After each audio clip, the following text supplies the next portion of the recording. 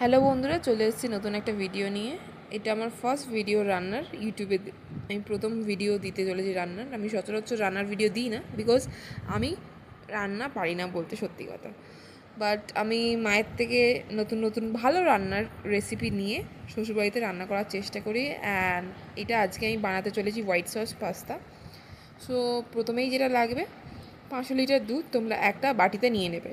নিয়ে দেন আমরা এক কাপ মেপে জল দেবো। তার থেকে আরেকটু স্লাইট, মানে 1 কাপের থেকে একটুখানি, এমনও নয় যে 1.5 কাপ, 1 কাপের থেকে একটুখানি দিয়ে সেটা আমরা জাল দিতে দেবো।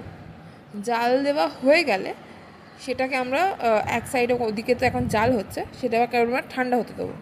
দেন একটা আমরা কড়াই নেবো, সেখানে আমরা যে একটু জল নেবো। জল নিয়ে আমরা সেটাকে ঠান্ডা মানে গরম হতে দেবো। আমি এখানে 200 গ্রামের 2টো প্যাকেট নিয়ে নিয়েছি। আমরা 3টে প্রাণী খাবো, মানে 3টে মানুষ আমরা ডিনার করবো এটা। তো সেই হিসেবে আমাদের জন্য সাফিসিয়েন্ট।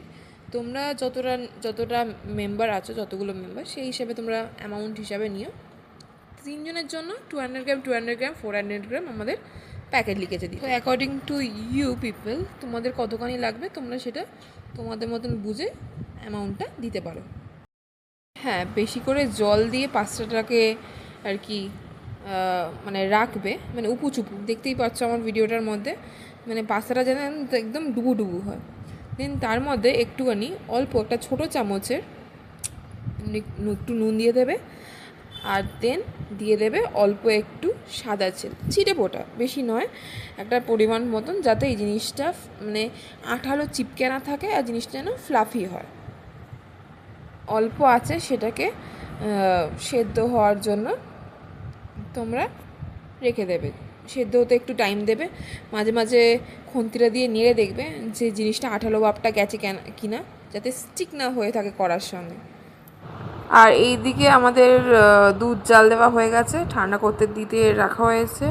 আর এদিকে আর একটুখানি আমাদের বাকি আছে জাল দেওয়া, এই যে। দেন তোমরা আস্তে করে, তোমাদের যদি ঝাঁঝরি থাকে, মানে ফুটোওয়ালা যে জিনিসটাকে ঝাঁঝরি বলা হোক, ওটা তোমরা জলটাকে ঝরিয়ে নেবে। জলটা অ্যাকচুয়ালি আমার শাশুড়িমা ঝরিয়ে দিয়েছে, কারণ ওটাতে আমি ভয় পাই।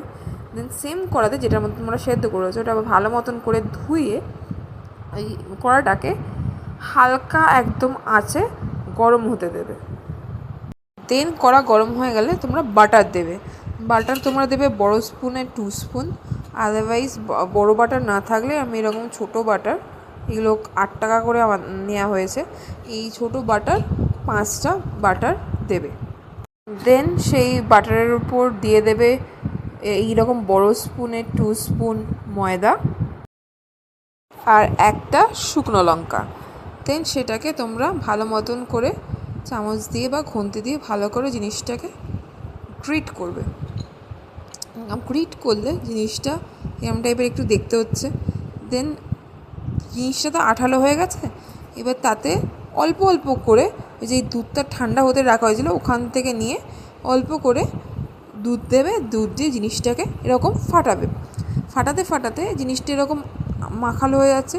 এবং আঠালো হলে জিনিসটা চলবে না, যাতে এটার স্মুদি টেক্সচার আসে, ওর জন্য তোমাকে আরেকবার একটু দুধ দিতে হবে। যতক্ষণ না স্মুদি টেক্সচার আসে ততক্ষণ তোমাকে দুধ দিয়ে জিনিসটাকে ফাটাতে হবে।